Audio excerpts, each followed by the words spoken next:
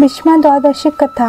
भीष्मा द्वादशीबद्दल प्रचलित कथेनुसार राजा शंतनू यांची राणी गंगा देवव्रत नावाच्या पुत्राला जन्म देते. नंतर गंगा आपल्या वचनाप्रमाणे शंतनू यांना सोडून निघून जाते. तेव्हा शंतनू गंगेच्या वियोगात दुःखी राहू लागतात.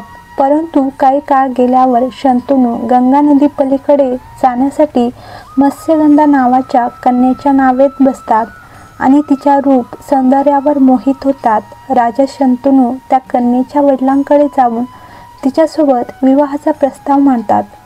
परंतु मत्स्यगंधाचे वडील राजा शंतनू यांच्या समक्ष एक अट ठेवतात की त्यांच्या पुत्रीपासून होणारी संतान हस्तिनापूर राज्यावर राज्य करेल, अर्थात तेच अपत्य उत्तराधिकारी असेल तरच विवाह शक्य आहे.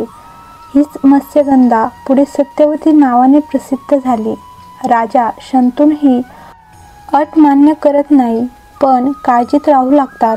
देवव्रत यांना जेव्हा आपल्या वडिलांबद्दल माहीत पडतं तेव्हा ते आजन्म ब्रह्मचारी राहण्याची प्रतिज्ञा घेतात.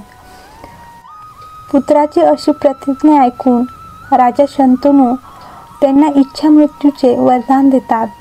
आपल्या या वचनामुळे देवव्रत हे भीष्म पितामह म्हणून प्रसिद्ध झाले. जेव्हा महाभारताचे युद्ध होते तेव्हा भीष्म पितामह कौरवांतर्फे युद्ध लढत असताना जेव्हा भीष्माच्या युद्ध कौशल्यामुळे कौरव जिंकू लागतात तेव्हा श्रीकृष्ण एक युक्ती लढवतात आणि त्यांच्याबरोबर श्रीखंडीला उभे करतात. आपल्या प्रतिज्ञेनुसार कोणत्याही नपुंसकासमोर भीष्म पितामह शस्त्र उचलणार नाही हे समजल्यावर भगवान श्रीकृष्ण शिखंडीला भीष्मासमोर उभे करतात. यामुळे भीष्म युद्धक्षेत्रात आपले शस्त्र त्याग करून देतात. अशात इतर योद्धा संधी साधून त्यांच्यावर बाणांचा वर्षाव करू लागतात. नंतर ते अर्जुनाचं तयार करून दिलेल्या शरशय्या अर्थात बाणांच्या बिछाण्यावर शयन करतात.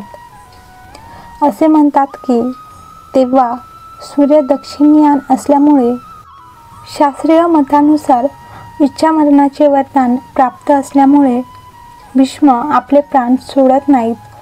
ते सूर्य उत्तरायण झाल्यावर आपल्या नश्वर शरीराचा त्याग करतात.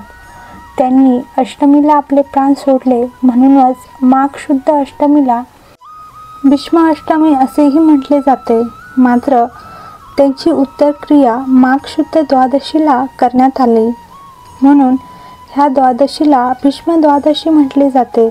हे व्रत केल्याने सर्व आजारांपासून तसेच सर्व पापांपासून मुक्ती मिळते. तुम्हाला हा व्हिडिओ आवडला असल्यास लाईक करा, शेअर करा आणि चॅनलला सबस्क्राईब करा.